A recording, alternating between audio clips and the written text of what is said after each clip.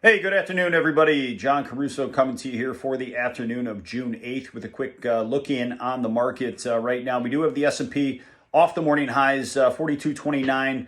We'll call that relatively unchanged on the session. We do have the NASDAQ up 23 basis points and the Russell Index off by about 25 basis points right now. We did see the Russell Index actually register an immediate term overbought signal this morning, coupled with our momentum indicators.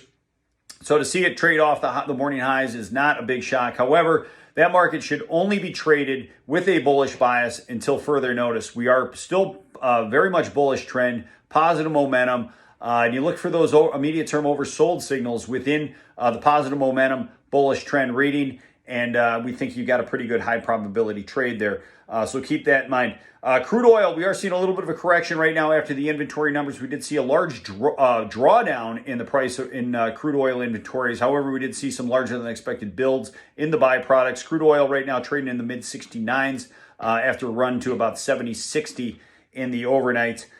Crude oil, not quite immediate term oversold, but it's getting close, and we will be looking at pushing a signal out to our clients if we do get that reading in coming sessions, so keep that in mind.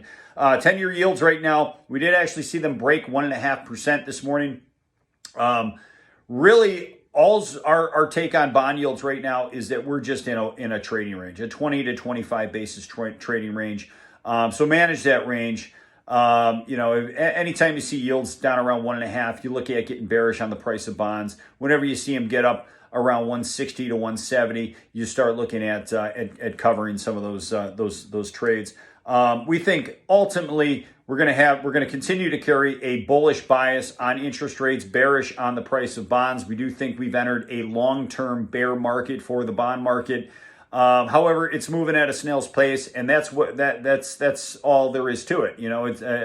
That's how life is going to go for the bond trader until there's a catalyst that breaks us out into a higher trading range, which could be anywhere between 1.7 and 2%. But for now, you just want to manage a 1.5 to 170 basis point range on the 10 years going forward. Tomorrow we do have CPI, could be a catalyst, might not be a catalyst. I know largely everybody on TV, every Tom, Dick, and Harry has an opinion on what inflation is doing right now. It's going higher. We know that. I think the question is whether it's transitory, like the Fed suggests it is, or whether it's going to stick. We think it's going to stick. I do think inflation is going to be elevated for an extended period of time. However, have we seen the peak run in the consumer price data? Remember, we're comparing year over year to a global pandemic where you saw the fastest slowdown in growth as well as inflation expectations we've ever seen in the postmodern era. And that's followed by a massive response by the Fed, 120 billion in QE purchases, which just has rocketed inflation higher on a year over year look back. But could we be at the peak now when you run the comps on a year-over-year basis? Then it's entirely possible that we are, but we still think inflation concerns are going to be in the backdrop for an extended period of time, and they are not just transitory like the Fed suggests that they are. So that's all I have for you right now. Feel free to reach out. If you want to jump on our morning market insight letter, I'd be more than happy to push that out to you guys. Email me at jcaruso@rjofutures.com. Have a great day. Good luck. We'll see you back here next time.